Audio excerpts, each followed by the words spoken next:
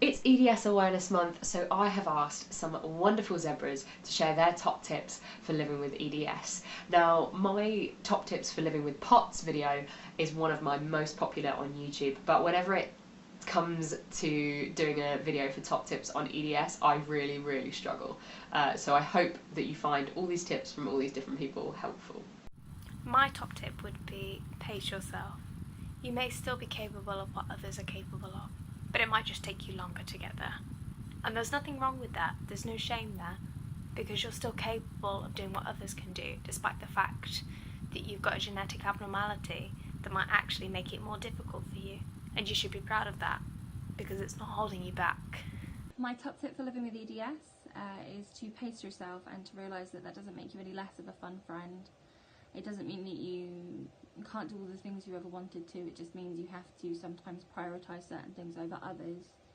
And sometimes it means adapting things, so like when I cook for myself, I have to sit down instead of standing over the stove and chopping up vegetables. But I can still cook. If you love baking, you can do the same thing. If you want to learn to drive, maybe you just need adaptations. Like, you know, there is almost always a way around something. And I would say always planning ahead, like making sure your journey can be as smooth and pain-free as it can be, and slotting in naps and pacing, and yeah. I think my top tip, although I'm not very good at it myself, would probably be pacing. It's the most annoying and frustrating, but definitely the most effective form of management. I am very bad at it. I know that I should probably rest a bit more than I do,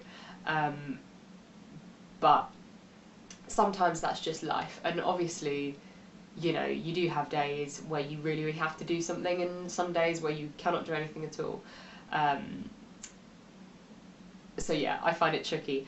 So I think pacing is my absolute top tip, and if you can manage it, then you are doing amazingly well, so good for you. But yeah, I think just finding the right balance in not doing too much and not doing too little.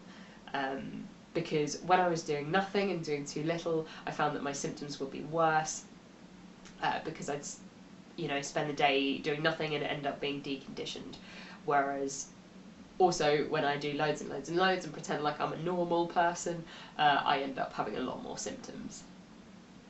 My top tip for living with these symptoms are just taking it day by day.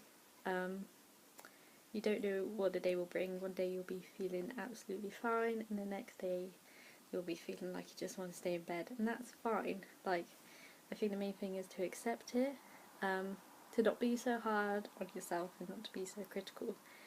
Currently I'm at uni, so if there's a day when I would just want to lie down and chill and watch films, that's fine. I shouldn't put so much pressure on myself on doing assignments or anything like that. So I think that's the top tip. Don't put so much pressure on yourself. If you want to just have a day to just relax and chill, then that's absolutely fine.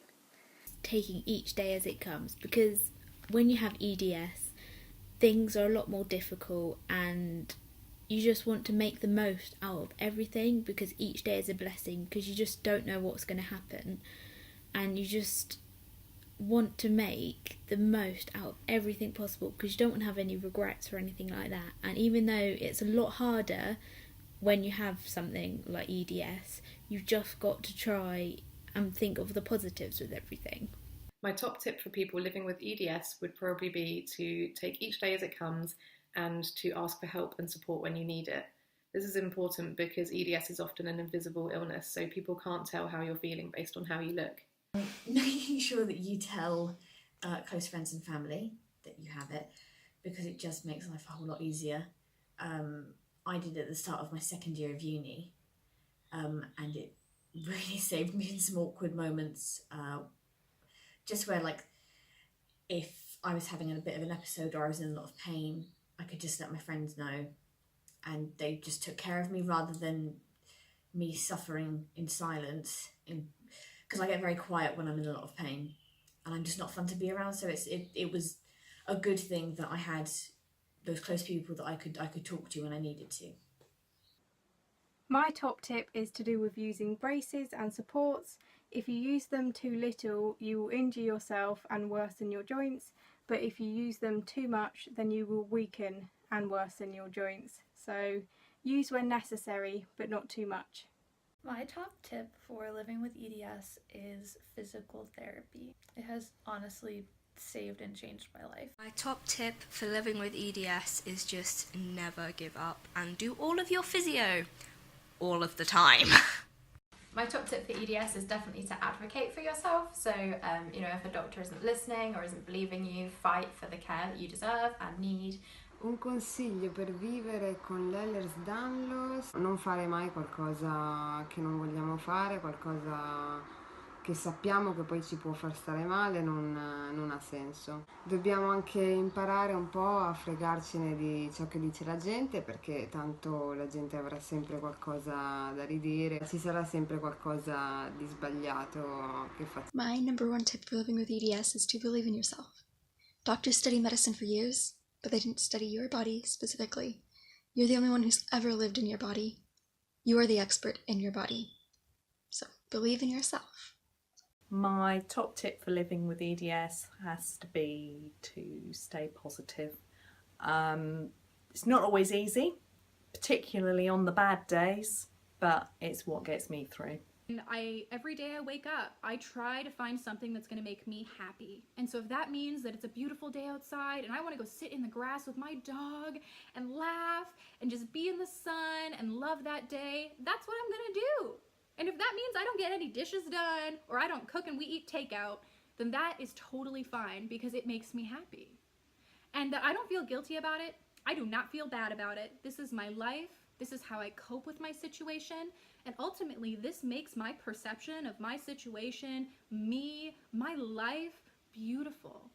I've only recently been diagnosed in March this year, so I'm still trying to figure out how to live with the condition myself. But the one thing I would say to people is to stay hopeful. You can't give up with conditions like this, and I know there are so many EDS sufferers who will continue fighting and will show resilience beyond what you can comprehend, and I'm sending love to all of you zebras out there.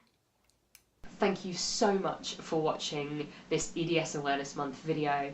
It would mean so much to us if you could share it to help us spread more awareness. I want to thank every single person that has been involved in this video.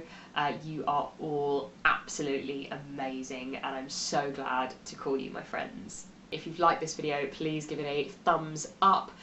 If you haven't already, please hit the subscribe button. And if you want to find out more about any of the people in this video or any of the organisations that I've mentioned, all of the information is going to be down in the description below.